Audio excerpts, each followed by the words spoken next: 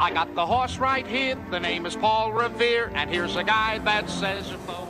Hello, racing fans, and welcome back to another edition of Handicappers Corner, brought to you by the Derby Bar and Grill. I'm Mike Heads, along with Drew Forster. We're going to go through the Saturday races, July the 11th at Hastings Racecourse. We do have 7 on tap. Excellent card, and we have some little bit of entertainment between races. Yes, the Wiener Dogs. I think they do 5 races on Saturday and 3 on Sunday. So a great event to bring the family out and witness the dogs running down the track. All right, let's get into the opener. Yep. Let's go. We won't handicap the Wiener. We're not going to get into the Wiener Dogs. We have Joey. Joey's the one that always, year knows. after year, that guy wins. They might have barred him by now. But first race at Hastings, we got a field of 6. We'll wait for the form to come out on them. Yeah. We got a field of 6, $25,000 maidens to go 6.5 furlongs. I ended up on the one-horse Crackdown, as many people will. Pretty impressive debut run at the maiden allowance level. Chased some scorching fractions. Held pretty well. Ended up running 4th behind Shuswap and Toreador. But I thought it was a good effort. Doesn't face a tough assignment here. I got to go to him to win it. I put the 3 Solar Energy. Kind of impressed with his debut for 16. He was a reasonable professional in the race, and I thought he was running well at the end of it, and ended up a close 3rd. So I got to follow him back. I looked up and down for another horse, maybe to challenge Crackdown. Crackdown looks right up here, and then it seems to drop off a bit to Solar Energy. And I put Rosie's Notice in for 3rd. Wasn't disgraced behind Every Night's a Blur, Toreador, and Shuswap, who came back to run 1st and 2nd in the next maiden allowance. Maiden special. So it ended up being a pretty tough 2 bits that he was in last time. So give him another shot. Amadeo Perez will ride as well. So I went 1, 3, and 4. I don't have a whole lot to add. I got Crackdown on top, as you mentioned. He's going to be a pretty heavy favorite here. Went in 44 and 2 last time. That was crazy. In his first start, I thought he, performed admirably to hang on as well as he did. Solar Energy, I got in the 2nd spot, as you mentioned, a very good effort. Was for 16,000 in his first out, but it was a blanket finish with Heartset, Too Much Johnson sneaking up in there and getting the win. And I thought the field was there. Yeah, it was like a blanket finish, but I thought a very good effort. Good to see Antonio Ray stick with him on the jump to 25,000. I put the 6 horse If We Knew Then out of the Nita Bolton barn. 2 good seconds for 25 this year. He went back in that last maiden special with Shoe Shop, kind of ran a clunker, but back in for 25. I'll give him another shot. I went 1, 3, and 6 in the first. On to the second, 2-year-old maiden special going 3.5. I took the 6 horse Urban Achiever here, the Hastings Racing Club horse. He was bought out of a 2-year-old in training sale by Steve Henson down in Delmar. When was that? In May. When they come into training for these 2-year-old in training sales, they crank him up pretty hard. And so he will be fit enough. He probably has more miles under than anybody in the race. Right. And I like the post. I like the fact that Amadeo Perez rides him. And I just think he's maybe going to be a step ahead of everybody, maybe a little bit more ready than these other horses. The 2nd spot, I put Omi out of the Dino Condolinos barn, a son of Rosberg. They paid They paid a good price for the sale, about 43,000. I think it was 43. 43,000. Yeah. It's tough when they show the U.S. price. Yeah, they show the U.S. price. I'm guessing about 43,000. What I like about her is her 3 straight 5/8 works, all in 1 minute and 3. That's very good for a young horse. Last one was a bullet out of 14, so I got her in the 2nd spot. At 3rd spot, I went to Tactics, the John Gunther bred filly by Rosberg. Glenn Todd has had very good luck buying horses off John Gunther. He bought Cedarburg off him. This is the brother. This is, the full sister to Cedarburg. Tactics, I put her in the 3rd spot. I got 6, 3, and 5. Yeah, I put Tactics on top. I think this is the horse to beat. Cedarburg was very fast, and still is, and this horse looks to be equally as fast, and definitely a live debutante for Hall of Famer Troy Taylor. I put the 3 Omi in for 2nd. I love when we pick Dino horses or Swift Thoroughbred horses. You don't have to type in 3 letters. Yeah, exactly. So many of the nice short names. And like Hippie coming up later on in the card. Well, Omi was working with Hippie in all those minute and change works, and the opt to run. This obviously must be the fast one because you were running her 3.5, and the other one's 6 tomorrow. But Omi's live with Richard Hammond. I put the 4 Bonita Rose in for 3rd. Good runner-up effort behind Texas Alley Cat at the level. Good races under her belt. Got experience, making her 4th start already. Wow. But 5, 3, 4 for me in race number 2. On to the 3rd race, $8,000 fillies and mares going 6.5 furlongs. I ended up on the 4 horse Abita on the big class drop. I don't know if she can still run anymore. I'm not Yeah. sure if she can or not. But she's got to get back to her form of early 214 and of course her 213 campaign. You got to go all the way back a couple of years to get a win, so it's a little tough to take a short price on her. But she is down in class. I put the one horse Bubbly on Ice in for second. A narrow loser to.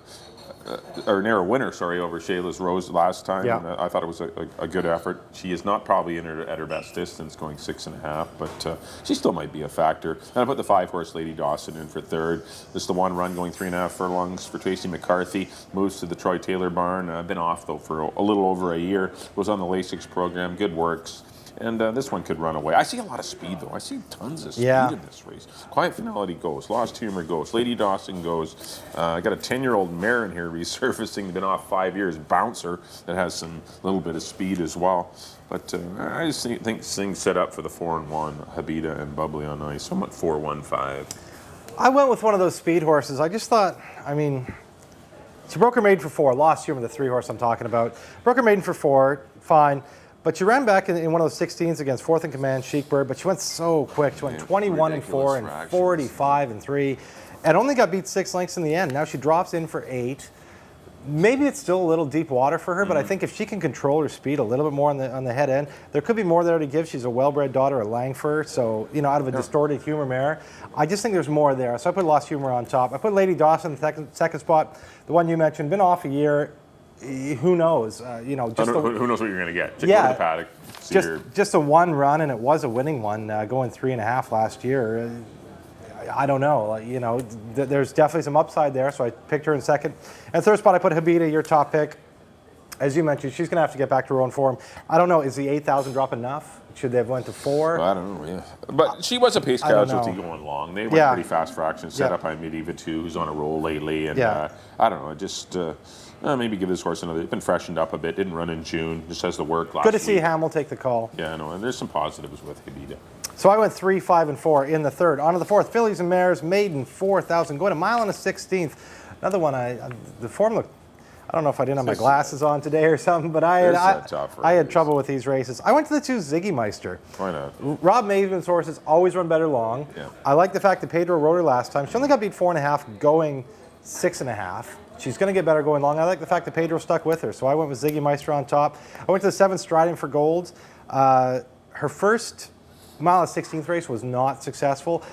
But that was in the 8 against Bubbly on Ice and Shayla's Rose. Tougher horses. She drops down now to 4. She does have a long race under her belt, so she could move forward. I got Striding for Gold, the 7 horse in the second spot. And the third spot, I went to the 6 Smoke and Sizzle out of the Sylvia Gregory barn.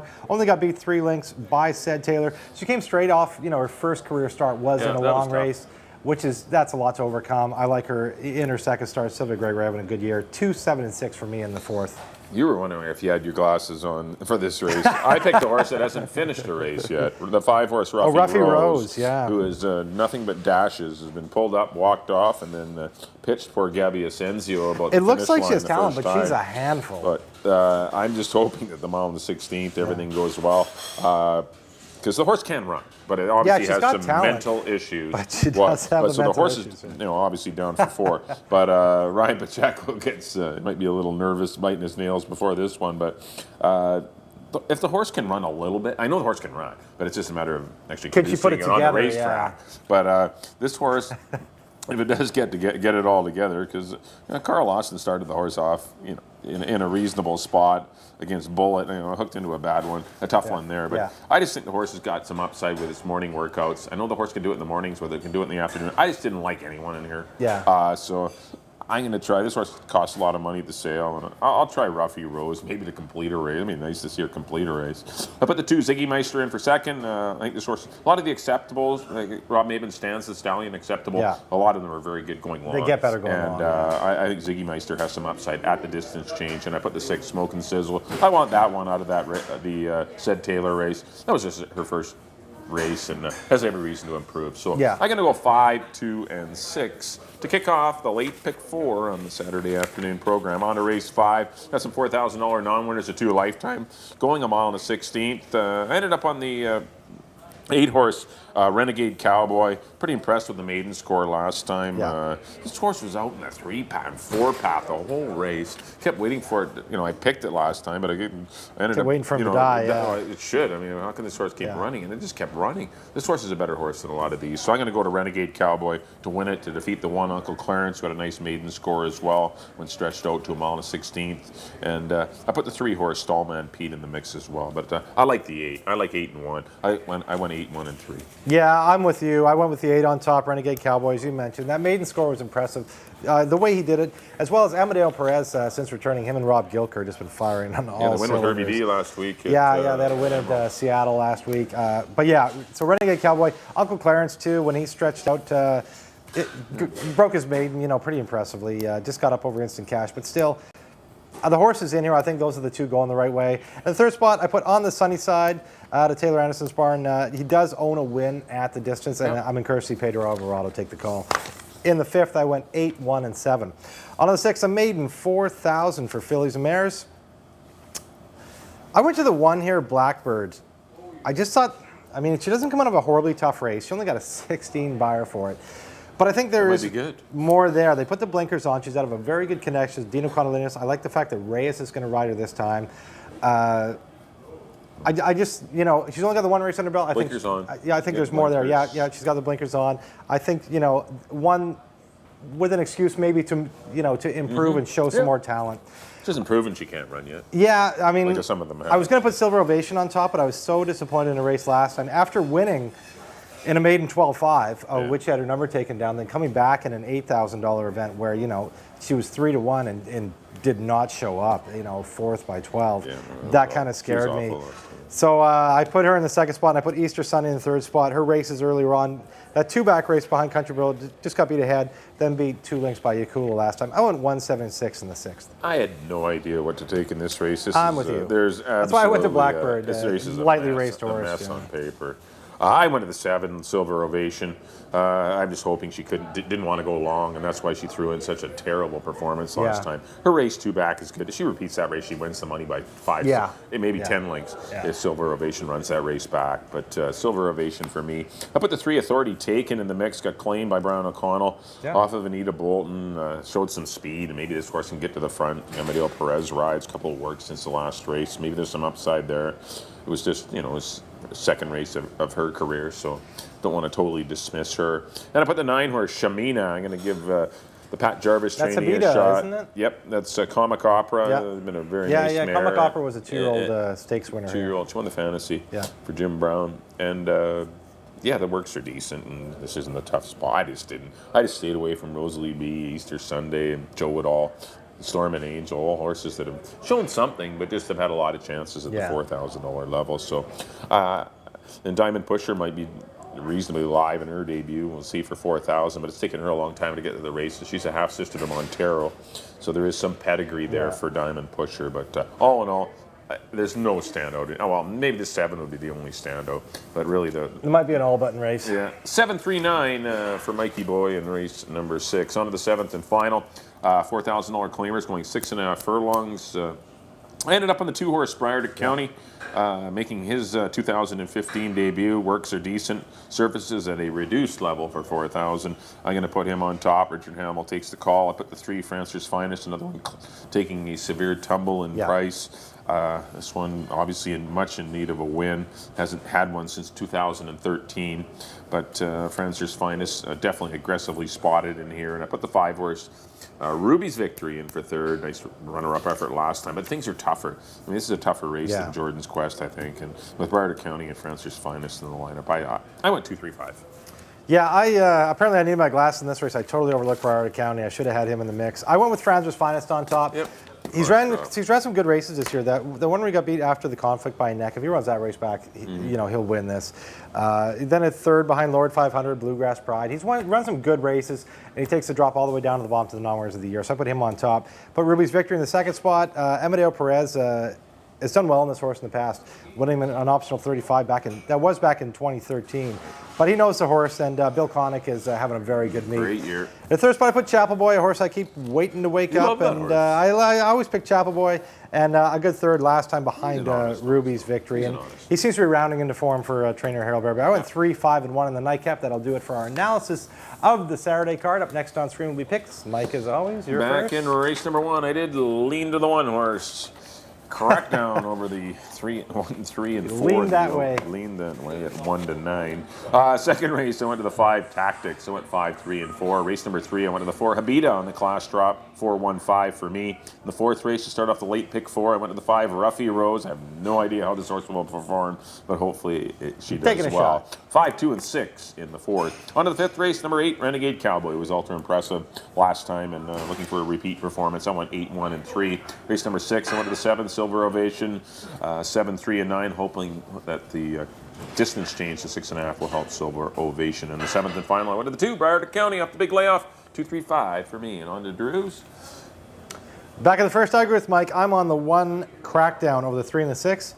In the second, I went to the People's Horse, number 6 Urban Achiever over the 3 and the 5. In the third, I went to the 3 Lost Hume over the 5 and the 4. In the fourth, I went to the 2 Ziggy Meister over the 7 and the 6. In the fifth, I agree with Mike on number 8 Renegade Cowboy over the 1 and the 7. In the sixth, I went to second time starter number 1 Blackbird over the 7 and the 6. And in the nightcap, the 7th, I went to the old boy number 3 Franzer's Finest over the 5 and the 1.